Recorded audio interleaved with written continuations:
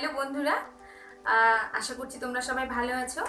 আজকে আমার টপিক হলো নিউবর্ন বেবিকে ঢেকুর তোলানো। নিউবর্ন বেবির জন্য ঢেকুর তোলানোটা কতটা ইম্পর্টেন্ট এবং না তোলালে কি কি ক্ষতি হতে পারে সে বিষয়ে তোমাদের সাথে আজকে শেয়ার করব।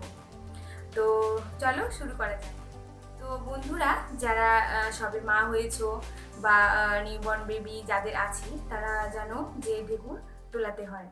তো ঢেকুর তোলানোর জন্য আমাদের কিছু রুলস ফলো করতে হয়।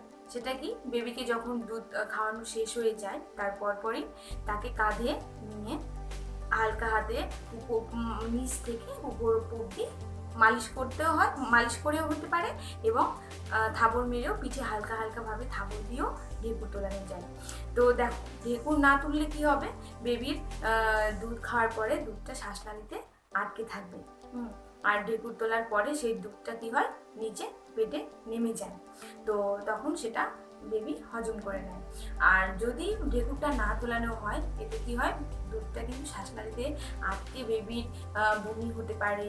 হ্যাঁ, বেবি কষ্টে ছটফট করে কান্না করতে পারে এবং কি হয়, বেবি অসুবিধে ফিল করে। তো সেটা আমাদেরকে বুঝে নিতে হবে। তো এই জন্য আমাদেরকে ঢেকুরটা অবশ্যই তোলাতে হবে। হ্যাঁ, আর ঢেকুর না তোলালে বেবি কি হয়, গ্যাস হয়ে যায়। গ্যাস হয়ে সে অনেকক্ষণ ধরে কান্নাকাটি করে, তারপর গা মোচার পারে। হ্যাঁ, তার চেয়ে বড় কথা, অনেক সময় বেবির খারাপ কিছুও হয়ে যেতে পারে। হ্যাঁ, তোমরা সেটা বুঝতেই পারছো, আমি আর ইউজ করছি না কথাটা, কারণ আমার নিউবর্ন বেবি। তো আমি চাই না সেটা বলতে। তো আশা করি তোমরা সবাই বুঝিয়ে ঢেকুর ব্যাপারটা। হ্যাঁ, তো সবাই তোমরা যারা যারা ঢেকুর তোলো না বা আলসেমি করে মনে করো যে না কিছু হবে না, এ ভুল করো না বন্ধুরা। হ্যাঁ, তোমরা প্রত্যেককেই ঢেকুর তোলাবে বেবিকে দুধ খাওয়ানোর পরে। এবং তারপর যা করার হবে, মানে বেবি যদি ঘুমোতে চায় ঘুমোবে, যদি একটু ঘুরতে চায় একটু তাকে কোলে করে নিয়ে একটু ঘুরলে, কিন্তু সঙ্গে সঙ্গে বেবিকে দুধ খাওয়ানোর পরে ঘুমোতে মানে শুইয়ে দেবে না। হ্যাঁ, এতে কি হয় তো বুঝতেই পারলে, তোমাদের সাথে শেয়ার করলাম।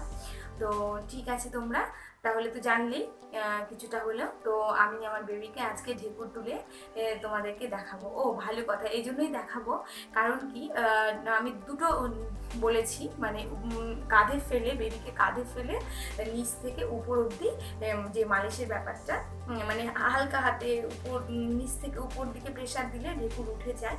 আর একটা হচ্ছে হালকা হালকা ভাবে তো উপর থেকে নিচ থেকে উপর অবধি হালকা করে উপর দিকে তুললে ঢেকুরটা সহজে উঠে যায়। আবার থাবর দিলেও উঠে যায়, পিঠে থাবর দিলেও, বেবিকে কাত করে শুয়ে দিয়ে পেছন দিকে।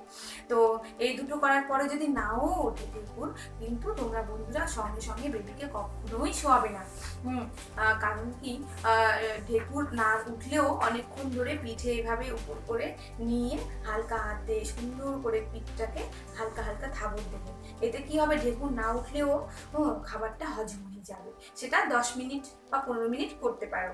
হ্যাঁ, তবে এই দুটো পদ্ধতি বললাম, যে নিচ থেকে উপর অব্দি মালিশের মাধ্যমে ঢেকুর তোলা, আর একটা পিঠে থাবর দিয়ে ঢেকুর তোলা, এই দুটোই আমি ফলো করি। তবে এর চেয়ে যেটা খুব সহজেই একটা ওঠে, সেটা হচ্ছে আমি নিজে করে দেখেছি। সেটা হচ্ছে, আমরা তো প্রত্যেককেই বেবিদের মালিশ করি, তাই না?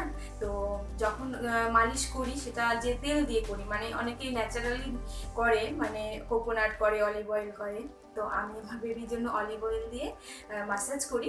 তো খাওয়ানোর পরে আমি খুব সহজেই ঢেকুরটা তুলি এটা করেই, যে সেই অলিভ অয়েলটা আমি আঙুলে একটু মাখিয়ে নিয়ে সুন্দর করে বেবির পিঠে উপর থেকে নিচ থেকে উপর দিকে যখন মালিশ করি, সহজেই উঠে যায়। এতে থাবরের থেকেও কম সময় লাগে আর মালিশের থেকেও কম সময় লাগে। তো আমি এই পদ্ধতিটি ফলো করি, মানে তিনটেই করি। তারপরে আমাকে এখন এটাই ভালো লাগে, তো আমি এটাই করি। তোমরা সেটা করে দেখতে পারো, অবশ্যই আমাকে জানাবে যে সেটা ঠিক হচ্ছে কিনা। আচ্ছা বন্ধুরা, তোমরা দেখতে পাচ্ছ আমি একটা ছোট্ট বাটিতে অলিভ অয়েল নিয়েছি। হ্যাঁ, এখান থেকে অল্প হালকা আঙুল ভিজিয়ে নেবো, জাস্ট মানে আঙুলের মাথা ভিজিয়ে নেবো। নিয়ে আমি বেবির উপর থেকে, মানে সরি নিচ থেকে উপর আমি মালিশ করবো, ঢেকুর তুলবো খুব সহজেই। তো আমি এই করে আমি ভিজিয়ে নিলাম আঙুলের মাথায় অলিভ অয়েল, জাস্ট এইভাবে বেবির পিঠে মালিশ করব। দেখে নাও, আমার বেবিকেই করে দেখাচ্ছি।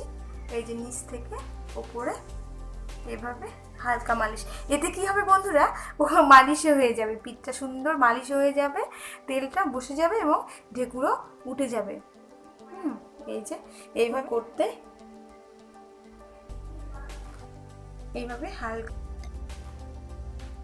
দেখেই নিলে কত সুন্দর করে ঢেকুরটা আমি খুব অল্প সময়ে অলিভ অয়েল বা যে কোনো তেল দিয়ে তোমরা করতে পারো, তেল দিয়ে আমি তুলে তোমাদেরকে দেখালাম।